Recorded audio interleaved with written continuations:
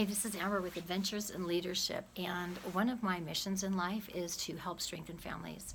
And in order to do that, we need to start with moms and dads. We need to start with husbands and wives. So I get to talk to lots and lots and lots and lots of them. And one of the problems that continually comes up are women who are struggling with husbands who are looking at pornography. And a million questions go through their mind about why. And unfortunately, a cascade of very inadequate and insecure emotions can also follow finding out that that is a problem or that your spouse is indulged in that.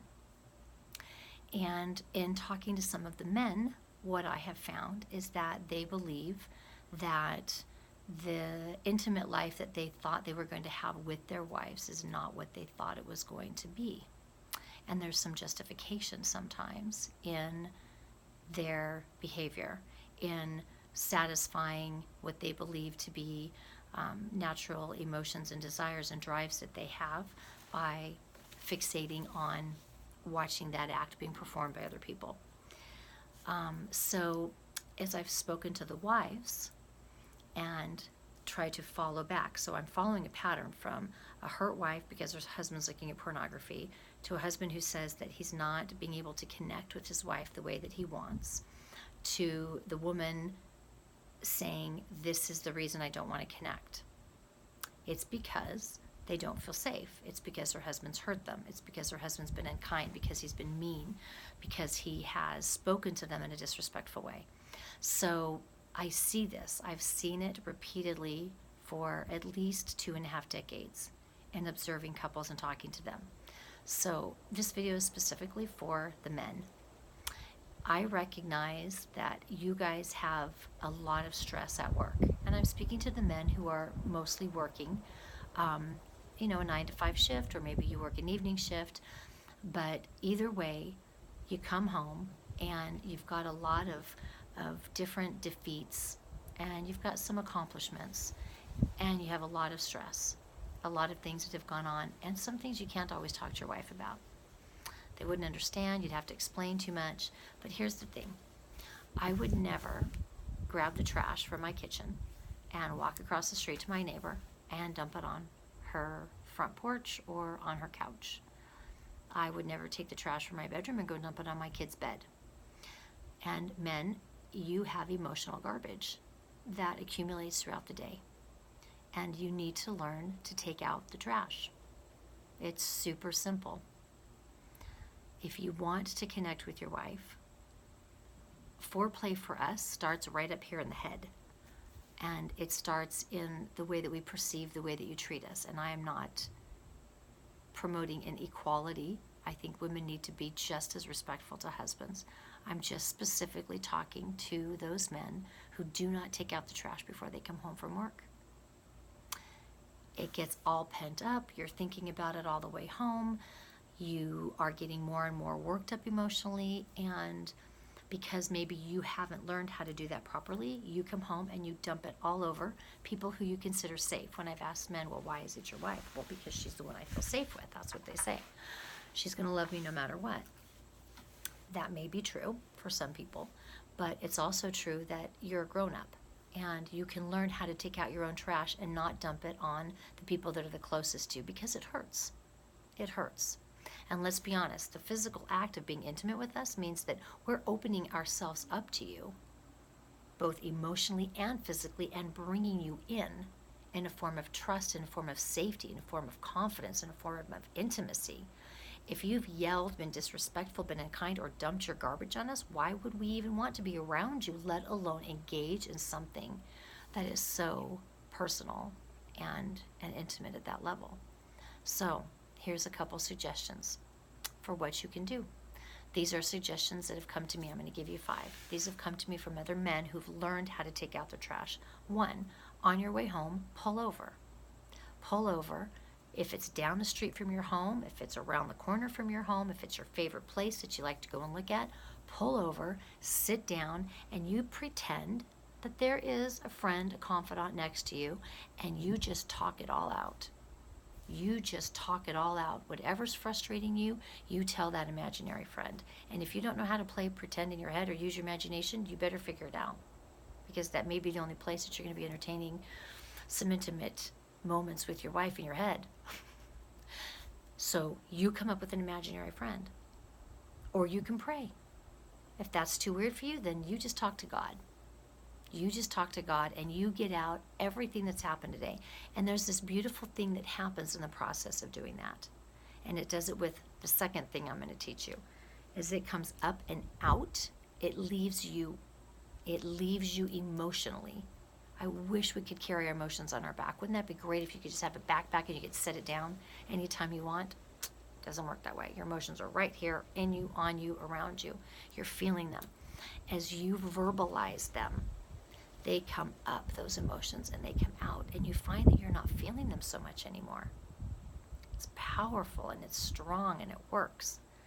So either pull over and say a prayer before you walk in that door of this home, of this sanctuary, of the only place that's really yours. Or you talk to your imaginary friend. Second thing you can do, keep a journal. You can write it out from your brain, down your arm, into the pen, onto the paper. Same process of elimination, of diffusing, of releasing. It doesn't have to be anything fancy. It can even be a scrap of paper. I've written things on the back of invoices or receipts before to get it out before I had to interact with the people that I love. And sometimes you have to take out your trash 3 or 4 times a day. You may have to take out your trash at work too. So you keep a journal. It can be a little pocket one, dollar store. They're about yay high. You just keep it in your wallet. You take it out and you write if that works for you.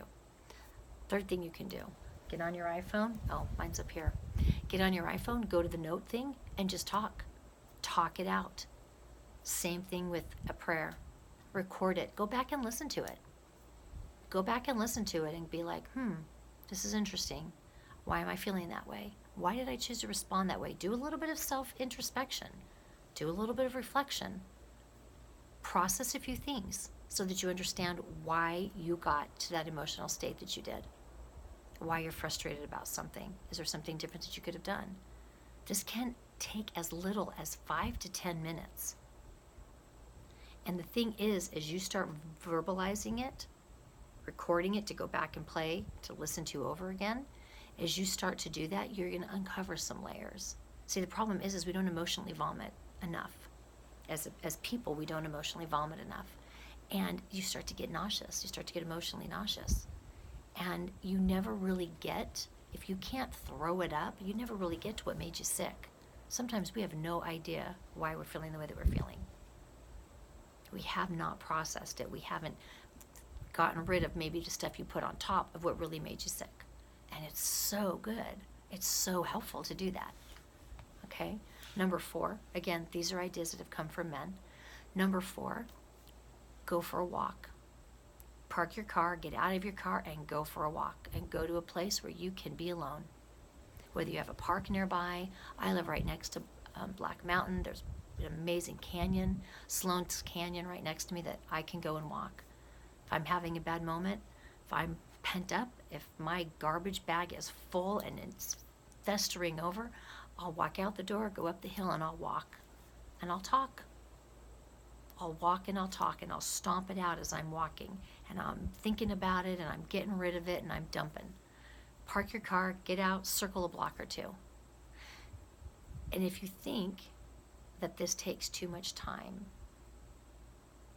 I would challenge you to think about the time you're losing in connecting with your wife, in being respected by your children, and just enjoying the rest of your night, however many hours you have left when you get home, or being able to be intimate with your wife and end your day and, doing the greatest thing that we all can do on this planet, or just have all of that last, for hours and hours and hours, or take 15 minutes. You have the time. Number 5, this one was really amusing, but this is what works for this man. He actually gets out of his car, and he finds a tree. His theory is that if the trees are breathing in our carbon dioxide, and then giving out oxygen to us, that they can absorb all of our negative energy, and it goes into the roots and it gets filtered out into the ground and the tree's fine. It doesn't hurt the tree. And he will go and touch a tree, put his hands on it, and he will talk to that tree, and he will dump all of that energy into the tree, knowing that it's not going to do any harm. That works for him. There's 5 ideas. If none of those work, find a mentor, find a friend. There's different people that relate to our circle is, super close to us with our wife, maybe a family member, a brother, a best buddy. It extends a little bit out to friends we've had memories with, and it continues to extend. You wouldn't call everybody about the things that are going on in your life, but there's someone. Find that person. If none of those other suggestions work, give them a call. Some friends of mine will start the conversation with that. Hi, I'm just calling to vent. Where are you at? Are you in a place enough where you can put up your wall and you don't have to get any of it on you? I just need you to listen. It's okay to do that. But if you want to change the energy in your home when you come home from work, if you want to be received, some men get super frustrated that it doesn't seem that anybody appreciates what they do for them. They come home and people are on iPads, they're all staring at screens, maybe your wife's upset about something. Take out your trash first. Have a different perspective. It's really hard to see what's going on around you. It's hard to smell the roses when you're just smelling all that crap, all that garbage.